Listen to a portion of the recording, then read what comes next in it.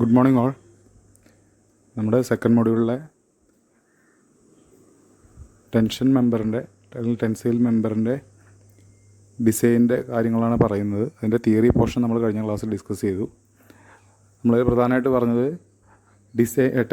Design tensile strength of member എങ്ങനെ കണ്ടുപിടിക്കാം, അല്ലെങ്കിൽ നമ്മൾ കൊടുത്തിരിക്കുന്നൊരു മെമ്പറുണ്ട്, ട്രസ് ആയിരിക്കാം, അല്ലെങ്കിൽ ഒരു സ്റ്റീൽ ബിൽഡിങ്ങിലെ മെമ്പറായിരിക്കാം.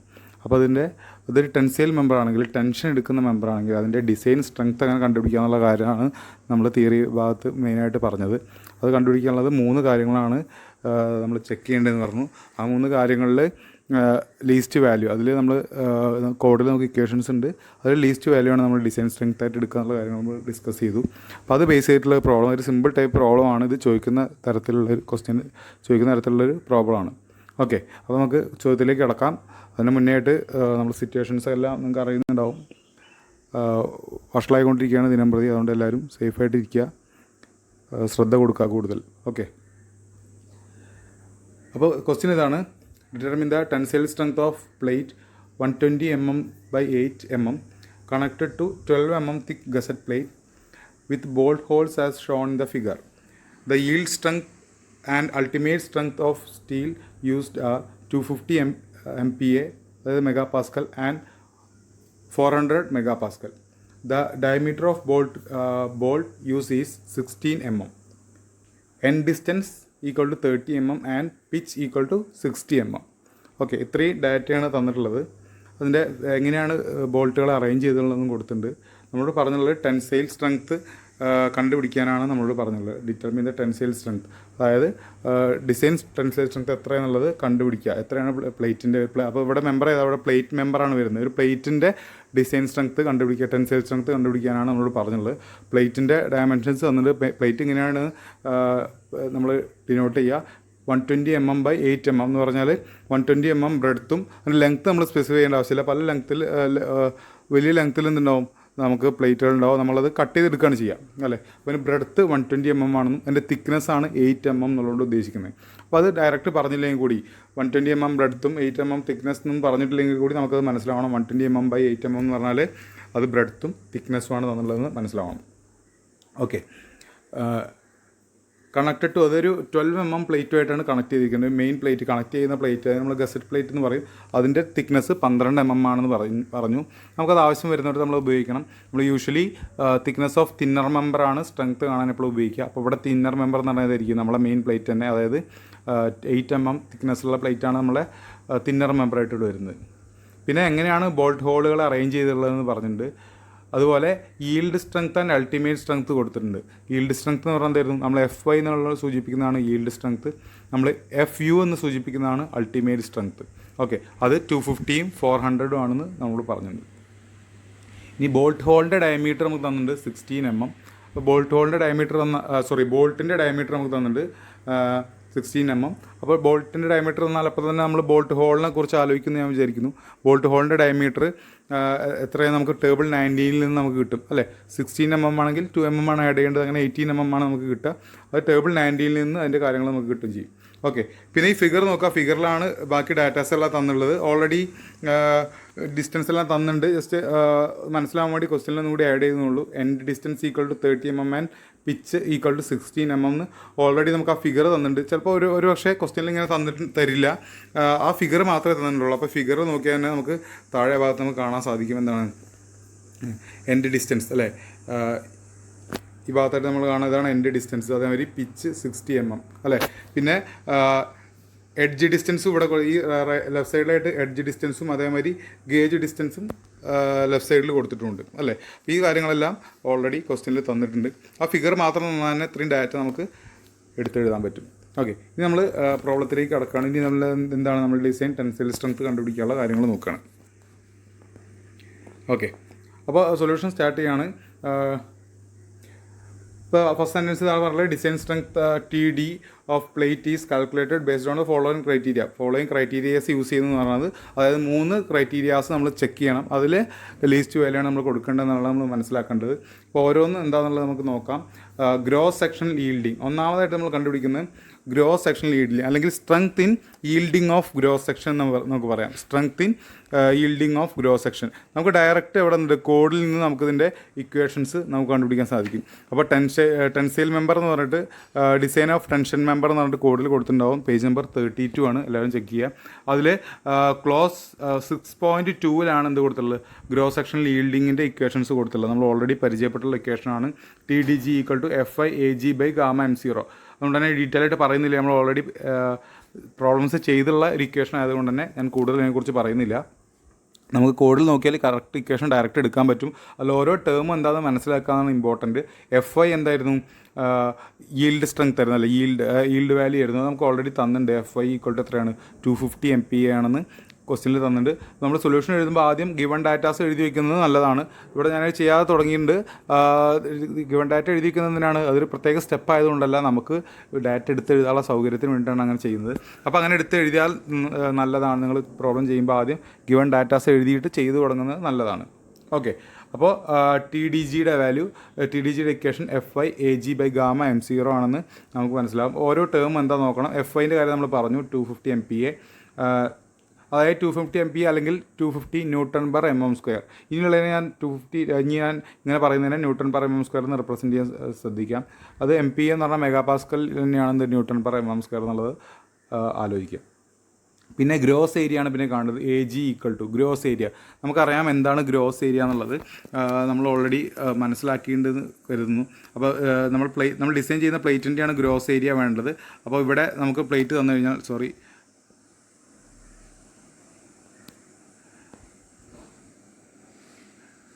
ഇതാണ് നമ്മൾ പ്ലേറ്റ്. ആ പ്ലേറ്റിൽ ബോൾട്ട് വരാത്ത ഭാഗത്ത് നമ്മൾ എടുക്കുന്ന ക്രോസ് സെക്ഷണൽ ഏരിയ, അല്ലേ, ഈ ഒരു ഭാഗത്ത് നമ്മൾ എടുക്കുന്ന ക്രോസ് സെക്ഷണൽ ഏരിയയ്ക്ക് തന്നെ നമുക്കെന്ത് പറയാം, അതിൻ്റെ ഗ്രോസ് ഏരിയ എന്ന് പറയാം, അല്ലേ. ബോൾട്ട് ഹോളുകൾ വരാത്ത ഭാഗത്ത് നമ്മൾ എടുക്കുന്ന ക്രോസ് സെക്ഷണൽ ഏരിയ ആണ് ഇത് നമുക്ക് പറയാം, അല്ലേ. അപ്പോൾ എങ്ങനെ ആ ഏരിയ എടുക്കാം, ബ്രെഡ്ത്ത് ഇൻറ്റു തിക്നെസ് ആവും അതിലത്തെ ക്രോസ് സെക്ഷണൽ ഏരിയ, അല്ലേ. ബ്രെഡ്ത്ത് ഇൻറ്റു തിക്നെസ് ആണ് അവിടുത്തെ ക്രോസ് സെക്ഷണൽ ഏരിയ. അപ്പോൾ അതല്ലേ ചെയ്തിരിക്കുന്നത് നോക്കാം. AG ഇവിടെ എഴുതിയിട്ടുണ്ട്. AG = എന്താണ്, 120. നമ്മളെ ബ്രെഡ്ത്ത് 120 നമുക്ക് ഓൾറെഡി തന്നിട്ടുണ്ട്. തിക്നെസ് എത്രയാണ്, 8 mm. അപ്പോൾ നമുക്ക് ക്രോസ് സെക്ഷണൽ ഏരിയ കിട്ടി. 120 × 8 mm 960 mm² എന്ന് നമുക്ക് കിട്ടി, ക്രോസ് സെക്ഷണൽ ഏരിയ കിട്ടി. ഇനി നമുക്ക് അറിയേണ്ട ടേം എന്ന് പറഞ്ഞാൽ γ/M0 ആണ്. അപ്പോൾ AGയുടെ വാല്യൂ നമുക്ക് ഓൾറെഡി കിട്ടി. നമുക്ക് γ/M0 എന്താണെന്നുള്ളത് അറിയണം. γ/M0യുടെ വാല്യൂ അവിടെ നിന്ന് കിട്ടും. നമുക്കറിയാം ഗാമയുടെ വാല്യൂ കണ്ടാൽ നമ്മൾ ഉടനെ ടേബിൾ 5ലേക്ക് പോകും. അവിടെ γ/M0യുടെ വാല്യൂ 1.1 എന്ന് കൊടുത്തിട്ടുണ്ടാവും. നമുക്ക് ആ വാല്യൂ സബ്സ്റ്റിറ്റ്യൂട്ട് ചെയ്യാം. അപ്പോൾ എല്ലാ ടേമുമായി നമുക്ക് എന്ത് ചെയ്യാം, നേരെ TDG = നമുക്ക് ഇക്വേഷനിലേക്ക് വാല്യൂ സബ്സ്റ്റിറ്റ്യൂട്ട് ചെയ്യാം. FI 250 × 960/1.1 ചെയ്യുമ്പോൾ 218.18 kN എന്ന് TDGയുടെ വാല്യൂ, അതായത് gross section strength in gross sectional yielding എന്നുള്ള ഇതിൻ്റെ വാല്യൂ നമുക്ക് കിട്ടി. അപ്പോൾ നമുക്ക് ക്രൈറ്റീരിയാസിൽ ഫസ്റ്റ് ക്രൈറ്റീരിയ ആയി ഗ്രോസ് സെക്ഷണൽ ഈൽഡിങ്. ഓക്കെ, ഇനി നമ്മൾ അടുത്ത ക്രൈറ്റീരിയയിലേക്ക് പോകണം. അടുത്ത റപ്ചർ ഓഫ് ക്രിട്ടിക്കൽ സെക്ഷനാണ്. Rupture of critical section.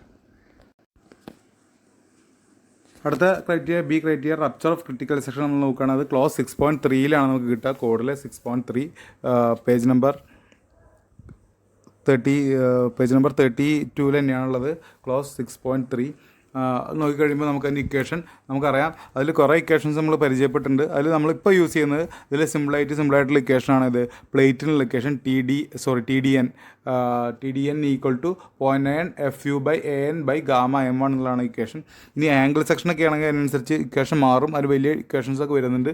നമ്മളതിൽ ഓരോ ടേം പരിചയപ്പെട്ടാണ് വഴിയെ നമുക്ക് ഡിസൈൻ ചെയ്യുമ്പോൾ എന്ത് ചെയ്യാം, ഓരോന്നും എന്താണെന്നുള്ളത് കാൽക്കുലേറ്റ് ചെയ്ത് ഡിസൈൻ പ്രോബ്ലം ഒക്കെ ചെയ്യുമ്പോൾ നമുക്ക് അതിലേക്ക് വരാം. ഓക്കെ, ഇപ്പോൾ നമ്മൾ ജസ്റ്റ് സിമ്പിളായിട്ടുള്ള പ്രോബ്ലമാണ് ചെയ്യുന്നത്. അതിൽ പ്ലേറ്റിൻ്റെയാണ് കൊടുത്തുള്ളത്. അതുകൊണ്ട് തന്നെ ഇക്വേഷൻ നമുക്ക് സിമ്പിളായിട്ടുള്ള 0.9 FU/AN/γ/M1 എന്നുള്ള ഇക്വേഷനാണ്. ഓക്കെ, അതിൽ AN നമുക്ക് കാണണം, അല്ലേ. AN, അപ്പോൾ AN കാണാനുള്ളത് ഫോർമുല അവിടെ തന്നെ നമ്മൾ ഇക്വേഷൻ്റെ അടുത്ത് തന്നെ പേജ് നമ്പർ 33 കൊടുത്തിട്ടുണ്ട്. നമുക്കറിയാം AN = B - ND + PSI² എന്നൊക്കെ പറഞ്ഞ ടേം കൊടുത്തിട്ടുണ്ട്. നമുക്കറിയാം ആ ലാസ്റ്റ് ടേം നമ്മൾ ഉപയോഗിക്കില്ല. സിക്സാഗ് ബോൾട്ടിങ് വരുന്ന കേസിലാണ് ആ ലാസ്റ്റ് ടേം വരിക. അതുകൊണ്ട് നമുക്ക് അതിൽ ഫസ്റ്റ് ടേം ആയിട്ടുള്ള N = B - NDH × T എന്നുള്ള ഇക്വേഷനാണ് നമുക്ക് ഉപയോഗിക്കാനുള്ളത്. B - NDH × T ടി അല്ലേ. ആ ഡി എച്ച് എന്ന് പറഞ്ഞ ഒറ്റ ടേമാണ്. ഡി എച്ച് എന്തായിരുന്നു? ഡി എച്ച് എന്ന് പറഞ്ഞാൽ ഡയമീറ്റർ ഓഫ് ഹോൾ ആയിരുന്നു. ഡയമീറ്റർ ഓഫ് ഹോൾ നമുക്ക് കണ്ടുപിടിക്കാം. അപ്പോൾ എൻ കണ്ടുപിടിക്കുകയാണെങ്കിൽ ഡയമീറ്റർ ഓഫ് ഹോൾ കാണണം. ഡയമീറ്റർ ഓഫ് ഹോൾ കാണാൻ എവിടെയായിരുന്നു? ടേബിൾ 19 അല്ലേ. IS 800 2007 ടേബിൾ 19 പോയി കഴിഞ്ഞാൽ അത് നമുക്ക് സൈഡിൽ വേണമെങ്കിൽ എഴുതി വയ്ക്കാം കേട്ടോ. ഓരോ കാര്യങ്ങളും നമ്മൾ പറയുമ്പോൾ കോഡിൽ നോക്കുകയാണെങ്കിൽ അതിൻ്റെ ഏതാണ് ടേബിൾ 19 ആണ്. Table 19 okay. ടേബിൾ 19 എന്നുള്ള കാര്യം നിങ്ങൾക്ക് എഴുതി വയ്ക്കാം, ബ്രാക്കറ്റിൽ എഴുതി വയ്ക്കാം, ശ്രദ്ധിക്കുക. അങ്ങനെ കാര്യങ്ങൾ വരുമ്പോൾ എഴുതി വയ്ക്കുക. ഞാനിവിടെ ചെയ്യാത്ത പോലെ നിങ്ങൾ എഴുതി വയ്ക്കുക. നിങ്ങൾക്ക് വീണ്ടും റെഫർ ചെയ്യുമ്പോൾ നോക്കാൻ അത് ഉപകാരപ്പെടും. ഓക്കെ. ഇപ്പോൾ ഞാൻ പറഞ്ഞു പോകുന്നുണ്ട്, അപ്പോൾ നിങ്ങൾക്ക് വീഡിയോ കേൾക്കുമ്പോൾ അത് ക്ലിയർ ആവും. പക്ഷേ പിന്നീട് നോക്കുമ്പോൾ ക്ലിയർ ആവാനായിട്ട് ഈ പറയുന്ന കാര്യങ്ങൾ സൈഡിൽ നോട്ട് ചെയ്ത് വയ്ക്കാൻ കൂടി ശ്രദ്ധിക്കുക. അപ്പോൾ ഡി എച്ചിൻ്റെ വാല്യൂ എവിടെയായിരുന്നു? ടേബിൾ 19 നിന്ന് നമുക്ക് കിട്ടും. എത്രയാണ് ക്ലിയറൻസ് കൊടുക്കേണ്ടത്? 16 mm ഡയമീറ്റർ ബോൾട്ട് ആയതുകൊണ്ട് അതിന് 2 ക്ലിയറൻസ് കൊടുക്കണം. അതായത് 16 + 2 18 എന്ന് നമുക്ക് കിട്ടും. ഓക്കെ. അപ്പോൾ 18 ആണ് കൊടുക്കേണ്ടത്. ബീൻ്റെ വാല്യൂ നമുക്ക് പറയാം 120 ആയിരുന്നു. B - N × N എന്ന് പറഞ്ഞാൽ എന്താണ്? എത്ര ബോൾട്ട് ഹോളുകൾ വരുന്നുണ്ട് അല്ലേ. അതാണ് ക്രിട്ടിക്കൽ സെക്ഷനിൽ എത്ര bolt hole. Rupture of critical സെക്ഷനാണ്. ക്രിട്ടിക്കൽ സെക്ഷനിൽ എത്ര ബോൾട്ട് ഹോളുകൾ വരുന്നുണ്ട്. നമുക്കിവിടെ നോക്കിക്കഴിഞ്ഞാൽ എത്ര ബോൾട്ടുകളുണ്ട്? മൊത്തം 6 ബോൾട്ടുകളുണ്ട് അല്ലേ. 1 2 3 4 രണ്ട് റോളായിട്ട് 1 2 3 ബോൾട്ടുകൾ വരുന്ന 2 റോളായിട്ട് 6 ബോൾട്ടുകൾ വരുന്നുണ്ട്. പക്ഷേ നമ്മൾ ക്രിട്ടിക്കൽ സെക്ഷൻ എടുക്കുമ്പോൾ, പൊട്ടിപ്പോകാൻ ചാൻസുള്ള സെക്ഷൻ എടുക്കുമ്പോൾ ഈ ഒരു ഡയറക്ഷനിലാണ് നമ്മൾ ക്രിട്ടിക്കൽ സെക്ഷൻ എടുക്കുക അല്ലേ. അവിടെയാണ് പൊട്ടിപ്പോകാനുള്ള സാധ്യത ഉള്ളത്. അല്ലെങ്കിൽ ഈ ഒരു സെക്ഷനിൽ അങ്ങനെ ബോൾട്ട് ഹോളുകൾ വരുന്ന സെക്ഷനിലാണ് എന്ത് പൊട്ടിപ്പോകാനുള്ള സാധ്യത കൂടുതലുള്ള ടെൻഷൻ വരുമ്പോൾ. മിക്കവാറും കേസിൽ ഈ എൻഡിലായിരിക്കും പൊട്ടിപ്പോകാനുള്ള സാധ്യത ഉള്ളത്. അപ്പോൾ അങ്ങനെ ക്രിട്ടിക്കൽ സെക്ഷൻ എടുക്കുമ്പോൾ അവിടെ എത്ര ബോൾട്ട് ഹോളുകൾ വരുന്നുണ്ട് എന്നാണ് നമ്മളിവിടെ ശ്രദ്ധിക്കേണ്ടത്. എത്ര ബോൾട്ട് ഹോളുകൾ വരുന്നുണ്ട് ആ ലൈനിൽ 2 ബോൾട്ട് ഹോളുകളാണ് വരുന്നത് അല്ലേ. ഇപ്പോൾ നമ്മൾ വരച്ച് കാണിച്ച പോലെ ഇതായിരിക്കും നമ്മൾ ക്രിട്ടിക്കൽ സെക്ഷൻ ഉണ്ടെങ്കിൽ അവിടെ 2 ബോൾട്ട് ഹോളുകളാണ് വരുന്നത്. അവിടെ എന്നിൻ്റെ സ്ഥാനത്ത് നമ്മൾ 2 സബ്സ്റ്റിറ്റ്യൂട്ട് ചെയ്യേണ്ടത്. ബോൾട്ട് ഹോളിൻ്റെ ഡയമീറ്റർ നമ്മൾ കണ്ടുപിടിക്കുകയും ചെയ്തു അല്ലേ. അപ്പോൾ നമുക്ക് AN കണ്ടുപിടിക്കാൻ വേണ്ടിയിട്ട് B 120 - NDH. എന്നിൻ്റെ വാല്യൂ എത്രയാണ്? 2 × DHൻ്റെ value 18 × T. Thickness of thinner plate ആണ് നമുക്ക് വേണ്ടത്. അത് 8 ആണ്. അപ്പോൾ നമുക്ക് 672 mm² ANൻ്റെ വാല്യൂ കിട്ടും. ഓക്കെ. ഇനി നോക്കുക, അടുത്തായിട്ട് നമുക്ക് വേണ്ടതിൽ TDN കണ്ടുപിടിക്കാൻ വേണ്ടത് FUവിൻ്റെ വാല്യൂ ആണ്. FUവിൻ്റെ വാല്യൂ ഓൾറെഡി അൾട്ടിമേറ്റ് സ്ട്രെങ്ത് നമുക്ക് തന്നിട്ടുണ്ടായിരുന്നു. എന്താണ്? 400 ആണെന്ന് ക്വസ്റ്റ്യനിൽ തന്നിട്ടുണ്ടായിരുന്നു. 400 MPa എന്നാണ് തന്നുള്ളത്. ഞാനത് 400 Nm² എന്നാക്കി ഞാൻ എഴുതുകയാണ്. FU സെയിം തന്നെയാണ് വരുന്നത്. FU = 400 Nm/mm². അപ്പോൾ എനിക്ക് നേരെ TDN കണ്ടുപിടിക്കാൻ സാധിക്കും. TDN = ഇക്വേഷനിലേക്ക് ഞാൻ എല്ലാ വാല്യൂ സബ്സ്റ്റിറ്റ്യൂട്ട് ചെയ്യുക. ഈ ഇക്വേഷൻ നമ്മൾ നോക്കുകയാണെങ്കിൽ ഇക്വേഷനിൽ FUവിൻ്റെ വാല്യൂ നമ്മൾ കണ്ടുപിടിച്ചു, ANൻ്റെ വാല്യൂ കണ്ടുപിടിച്ചു, γm1ൻ്റെ വാല്യൂ നമുക്ക് കിട്ടും. എവിടെ നിന്ന് കിട്ടും? ടേബിൾ 5 നിന്ന് നമുക്ക് കിട്ടും. അതിൻ്റെ വാല്യൂ 1.25 ആണ്. അത് ഞാൻ എല്ലാ വാല്യൂസും അവിടെ സബ്സ്റ്റിറ്റ്യൂട്ട് ചെയ്തപ്പോൾ എനിക്ക് കിട്ടി 288 kN എന്ന TDNൻ്റെ വാല്യൂ കിട്ടി. ഓക്കെ. അപ്പോൾ നമുക്ക് 2 ക്രൈറ്റീരിയാസായി. ഇനി നമ്മൾ പോകുന്നത് 3ാമത്തെ ക്രൈറ്റീരിയയിലേക്കാണ്. അപ്പോൾ 3ാമത്തെ ക്രൈറ്റീരിയ ആയിട്ട് നമ്മൾ നോക്കാനുള്ളത് ബ്ലോക്ക് ഷിയർ സ്ട്രെങ്ത് ആണ്. ബ്ലോക്ക് ഷിയർ സ്ട്രെങ്ത്തിൻ്റെ കാര്യങ്ങൾ കൊടുത്തുള്ളത് ക്ലോസ് 6.4 IS കോഡിലെ ക്ലോസ് 6.4 നോക്കുക. അതിൽ നമുക്ക് 2 ഇക്വേഷൻസ് കാണാൻ സാധിക്കും. TDB എന്നാണ് അതിനെ റെപ്രസെൻറ്റ് ചെയ്യുക. TDB = AVG FY / √3 γm0 + 0.9 FU ATN / γm1 ഒരു ഇക്വേഷൻ. രണ്ടാമത്തെ വീണ്ടും TDB = 0.9 FU AVN / √3 γm1 + FI ATG / γm0. Okay. അത് നോക്കുമ്പോൾ നമുക്കതിൽ ടേംസ് എല്ലാം നമുക്ക് പരിചയമുള്ളതായിരിക്കും, ചില ടേമുകൾ ഒഴികെ അല്ലേ. ഏതൊക്കെയാണ് പരിചയമില്ലാത്തത്? നമ്മൾ ഓൾറെഡി പരിചയപ്പെട്ടു കഴിഞ്ഞ ക്ലാസ്സിലെങ്കിലും നമ്മൾ മുന്നിൽ നിന്നും ചെയ്യാത്തതായിട്ടുള്ള terms AVG ATG AVN AVG അങ്ങനെയുള്ള ചില ടേമുകളാണ്. AVG ATG AVN ATN അല്ലേ. ഇങ്ങനെ ഈ 4 ടേമുകളാണ് നമുക്ക് വലിയ ഒരു കുറച്ചൊരു പരിചയക്കുറവുള്ളതായിട്ടുള്ള ടേംസ് ഉള്ളത്. അപ്പോൾ അതെന്താണെന്നുള്ളത് നമുക്ക് നോക്കാം. അതിൽ എന്ന് കാണുമ്പോൾ നമുക്ക് അറിയാതെ ഏരിയയാണ് സൂചിപ്പിക്കുന്നത് നമുക്ക് മനസ്സിലാവും. അതുപോലെ ATG എന്നും AVG എന്നും നമുക്ക് കാണാൻ സാധിക്കും. അതിൽ രണ്ടിലും G കോമൺ ആയിട്ട് ഇടുന്നുണ്ട്. അപ്പോൾ G സൂചിപ്പിക്കുന്ന ഗ്രോസ് ഏരിയനെയാണെന്ന് നമുക്ക് മനസ്സിലാക്കാം. G stands for gross area. Okay. G for gross area.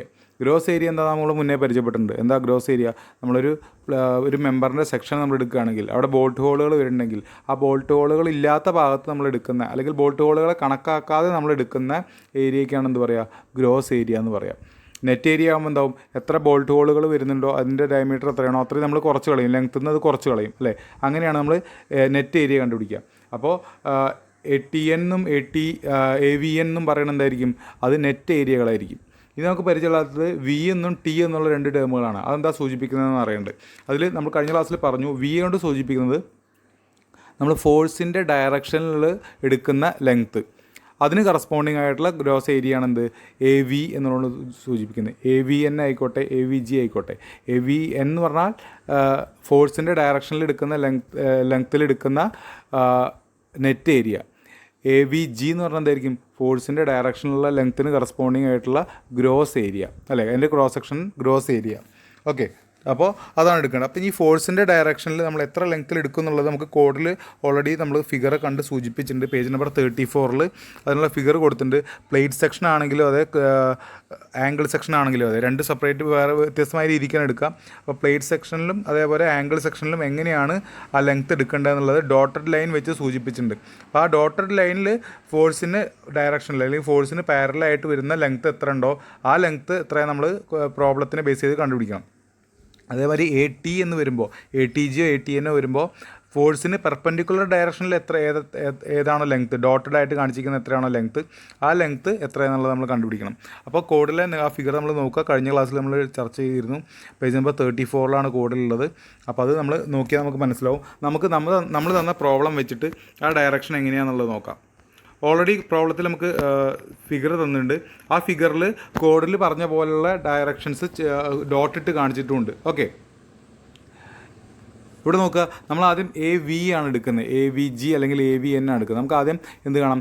A V G കാണാം. അതായത് ഫോഴ്സിൻ്റെ ഡയറക്ഷനിലുള്ള ഗ്രോസ് ഏരിയ എത്രയെന്നുള്ളത് കാണാം. ഫോഴ്സിൻ്റെ ഡയറക്ഷനിൽ ഡോട്ടഡ് ചെയ്തിരിക്കുന്ന ഭാഗത്തിൻ്റെ ലെങ്ത്ത് വെച്ചിട്ടുള്ള ഗ്രോസ് ഏരിയ എത്രയെന്ന് നമുക്ക് കാണാം. അപ്പോൾ നോക്കുക, ഫോഴ്സിൻ്റെ ഡയറക്ഷനിൽ എവിടെയാണ് ഡോട്ടഡ് ലൈൻ കൊടുത്തുള്ളത്?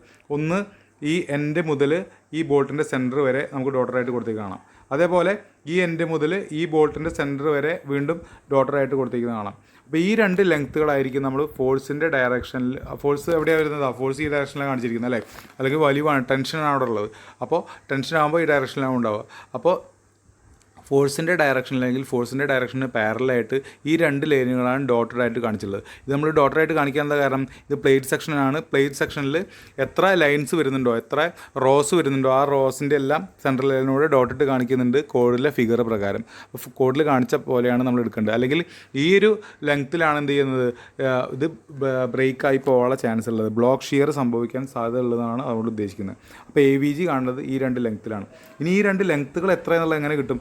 2 ലെങ്ത്തും സെയിം ആണല്ലേ? അപ്പോൾ 2 കൊണ്ട് മൾട്ടിപ്ലൈ ചെയ്താൽ മതിയാവും. അപ്പോൾ പക്ഷേ അതിൽ ഒരു ലെങ്ത്ത് നമ്മൾ കണ്ടുപിടിക്കണം. എങ്ങനെ കണ്ടുപിടിക്കാം? അതിനുള്ള ഡാറ്റ നമുക്ക് ഓൾറെഡി തന്നിട്ടുണ്ട്. നോക്കുക താഴെ ഇവിടെ 30 എൻഡ് ഡിസ്റ്റൻസ് നമുക്ക് തന്നിട്ടുണ്ട്. 30 mm ആണെന്ന് തന്നിട്ടുണ്ട്. അതേമാതിരി പിച്ച് നമുക്ക് തന്നിട്ടുണ്ട് 60 mm ആണ് തന്നിട്ടുണ്ട്.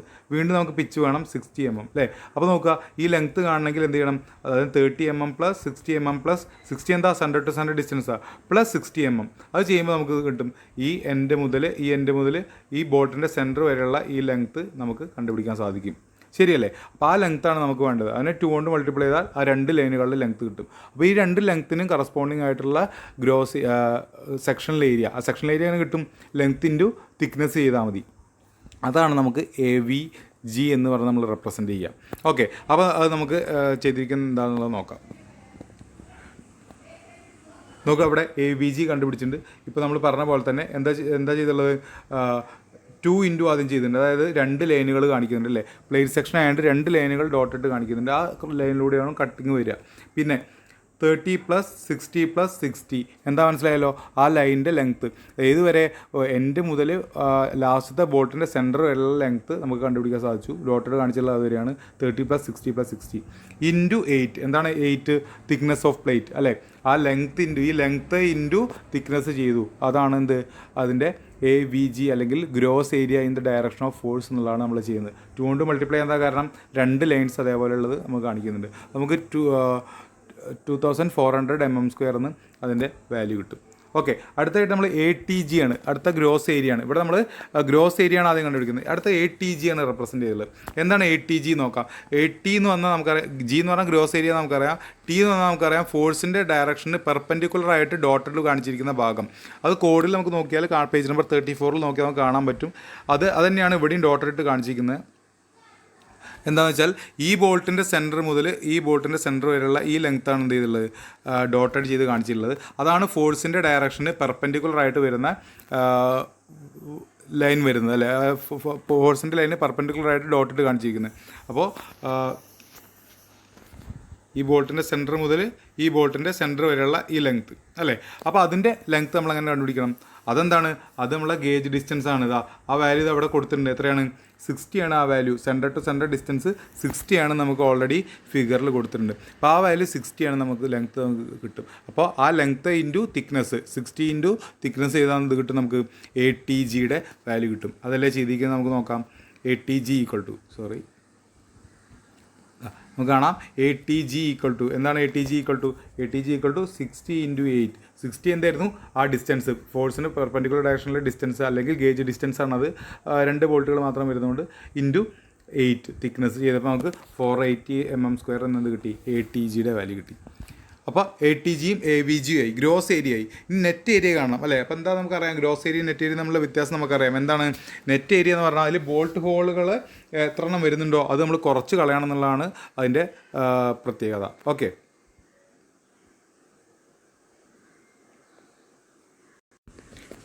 അപ്പോൾ നമുക്ക് നോക്കാം. നമ്മൾ കാണുന്നത് AVN ആണ് കാണുന്നത്, നെറ്റ് ഏരിയ ആണ് കാണാൻ പോകുന്നത്. നോക്കുക, നമുക്ക് ഓൾറെഡി AVG എങ്ങനെയാണ് നമുക്ക് കിട്ടിയിട്ടുണ്ട് അല്ലേ. ഗ്രോസ് ഏരിയ കിട്ടണമെങ്കിൽ നമ്മൾ എന്ത് ചെയ്തു, ഈ എൻഡ് മുതൽ ഈ ബോട്ടിൻ്റെ സെൻറ്റർ വരെയുള്ള ലെങ്ത്ത് നമ്മൾ കണ്ടുപിടിച്ചു അല്ലേ. അതിനുള്ള ഡാറ്റ നമുക്ക് തന്നിരുന്നു, ശരിയല്ലേ. ഈ എൻഡ് മുതൽ ബോട്ടിൻ്റെ സെൻറ്റർ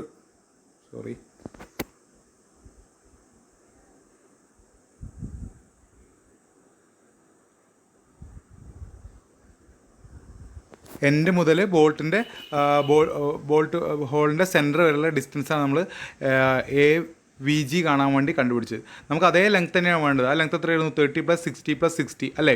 ആ ലെങ്ത്തിൽ നിന്ന് എന്ത് കുറയ്ക്കേണ്ടി വരും നമ്മൾ, ആ ലെങ്ത്തിൽ നിന്ന് എത്ര ബോൾട്ട്, ആ ലെങ്ത്തിൻ്റെ ഇടയിൽ എത്ര ബോൾട്ട് ഹോളുകൾ വരുന്നുണ്ടോ അത് നമ്മൾ കുറയ്ക്കേണ്ടി വരും. എത്ര ബോൾട്ട് ഹോളുകൾ വരുന്നുണ്ട് നോക്കുക, ഇവിടെ ഒരു ബോൾട്ട് ഹോൾ വരുന്നു, അപ്പോൾ ഒരു ബോൾട്ട് ഹോൾ കുറക്കണം.